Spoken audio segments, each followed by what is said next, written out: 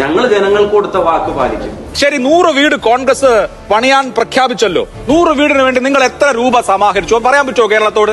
ബാക്കിയുള്ളവരൊക്കെ പറഞ്ഞല്ലോ. ഇപ്പൊ യൂത്ത് കോൺഗ്രസ് പ്രഖ്യാപിച്ച വീടുകളും ഈ സ്ഥലം കണ്ടെത്തുന്ന മുറക്ക് ആ വീടുകളും തീർച്ചയായിട്ടും നിർമ്മിച്ചു കൊടുക്കുന്ന കാര്യത്തിൽ ആർക്കും ആശങ്ക വേണ്ടതിനകത്ത് സംശയമില്ല. 100 വീടിന് കോൺഗ്രസ് എത്ര രൂപ സമാഹരിച്ചു? സിമ്പിൾ ക്വസ്റ്റ്യൻ ആണ്. വീട് നഷ്ടമായവർക്ക് ആദ്യഘട്ടമായി 30 വീടുകൾ യൂത്ത് കോൺഗ്രസ് സംസ്ഥാന കമ്മിറ്റി നിർമ്മിച്ചു നൽകുവാൻ തീരുമാനിക്കുകയാണ്. 100 വീട് എന്നുള്ളത് കോൺഗ്രസിന്റെ പ്രോമിസ് ആണോ? ആണ്. നിങ്ങൾ എത്ര രൂപ ഇതിനോടൊക്കെ സമാഹരിച്ചു? ഒരു ചോദ്യമാണ്, ചോദ്യം മാത്രമേ ഉള്ളൂ.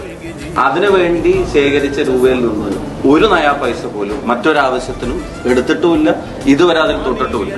100 വീടിന് കോൺഗ്രസ് എത്ര രൂപ സമാഹരിച്ചു? സിമ്പിൾ ക്വസ്റ്റ്യൻ ആണ്. ഞങ്ങൾ ആദ്യം തൊട്ടേ പറയുന്നത് ഞങ്ങൾ 8 ലക്ഷം രൂപയുടെ വീട് നിർമ്മിച്ചു നൽകുന്നതാണ് ഞങ്ങൾ ആദ്യം തൊട്ടേ പറയുന്നത്.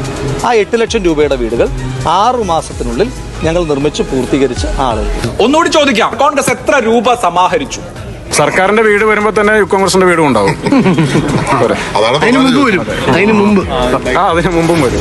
100 വീടിന് വേണ്ടി കോൺഗ്രസ് പാർട്ടി ഇത്ര രൂപ സമാഹരിച്ചിട്ടുണ്ട് എന്ന് പറയാൻ പറ്റുമോ? അല്ല, ചോദിക്കാണ്, ചോദ്യമാണ് ചോദ്യം. 100 വീടിന് കോൺഗ്രസ് എത്ര രൂപ സമാഹരിച്ചു? അല്ല, ചോദ്യമാണ്. ഇല്ലെങ്കിൽ താങ്കൾക്ക് ഉത്തരവില്ലാന്ന് ഞാൻ വിചാരിക്കും. 100 വീടിന് കോൺഗ്രസ് എത്ര രൂപ സമാഹരിച്ചു?